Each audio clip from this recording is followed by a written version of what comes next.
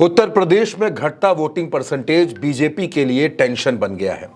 अमित शाह ने 2 दिन तक लखनऊ में मीटिंग की और ये समझने की कोशिश की कि आखिर पिछली बार जो चुनाव हुआ 2019 का, उसकी अपेक्षा इस बार वोटिंग परसेंटेज करीब 5% कम कैसे हो गया। अमित शाह ने कार्यकर्ताओं और पदाधिकारियों को खूब मंत्र दिए, मेहनत करने को कहा, उत्साह बढ़ाने को कहा, लेकिन भारतीय जनता पार्टी बेहद निराशा की स्थिति में है।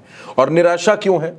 निराशा यह है असल में कि भारतीय जनता पार्टी को उसके ही मुद्दे बैकफायर कर गए हैं। अब ये बैकफायर कैसे हुआ? भारतीय जनता पार्टी को लगता था कि सब कुछ उसका है। भारतीय जनता पार्टी ने मुस्लिम वोटर्स को रिझाने की कोशिश की।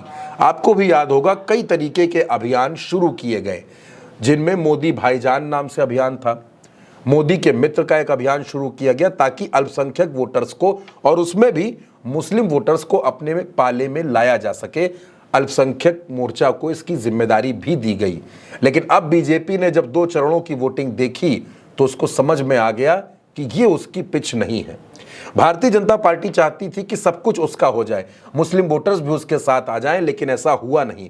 मुस्लिम वोटर्स तो साथ आए नहीं और उन इलाकों के जो हिंदू वोटर्स थे वो भी भारतीय जनता पार्टी से छिटक गए। दोस्तों, पिछले चुनाव की अगर बात करें तो मुरादाबाद की सीट, रामपुर की सीट, नगीना की सीट, अमरोहा की सीट, संभल की सीट, ये तमाम सीटें भारतीय जनता पार्टी हार गई थी। गाजीपुर की सीट हार गई थी, आजमगढ़ की सीट हार गई थी। भारतीय जनता पार्टी को लगता था कि अगर मुस्लिम वोटर्स को अपने साथ जोड़ लिया जाए तो 80 में 80 सीटें आ जाएंगी, लेकिन ऐसा हुआ नहीं।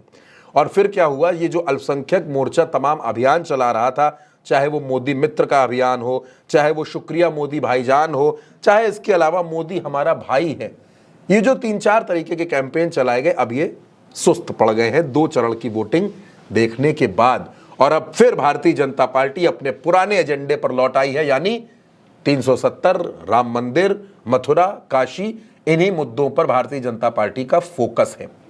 अगर पिछले 2 चरणों के भाषणों पर आप गौर करें, पहला चरण और दूसरा चरण, उसमें भारतीय जनता पार्टी एक सामान्य गति से चल रही थी। लेकिन जैसे ही वोटिंग के नज़ारे देख लिए, जैसे ही वोटिंग परसेंटेज देख लिया, वैसे ही हिंदू मुसलमान शुरू हो गया, वैसे ही दंगों की बात होने लगी, वैसे ही नरेंद्र मोदी और योगी आदित्यनाथ भी दोनों ने हिंदू मुस्लिम करने की कोशिशें शुरू कर दी, यानी कि चुनाव का ध्रुवीकरण करने की कोशिश तेज हो गई। और अब भारतीय जनता पार्टी एक बार फिर से राम मंदिर, हिंदुत्व, 370 जैसे मुद्दों पर लौट आई है। उसको लगता है कि यही उसकी पिच है और इसी पर काम करके आगे बढ़ा जा सकता है। पूर्व प्रधानमंत्री मनमोहन सिंह के काफी पुराने बयान को भी इस चुनाव में खींच कर लाया गया। क्यों?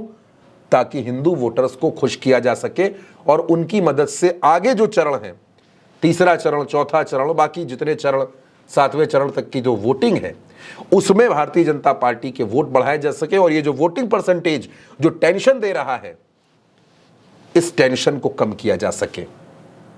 यानी वो बीजेपी जो अभी तक मुस्लिम वोटर्स के बीच में जाकर तमाम कैंपेन चला रही थी, अब एक बार फिर वो अपने पुराने एजेंडे पर लौट आई है कि हिंदुत्व की बात की जाए, राम मंदिर की बात की जाए, अयोध्या की बात की जाए और वोट बटोरे जाए, चुनाव का ध्रुवीकरण किया जाए।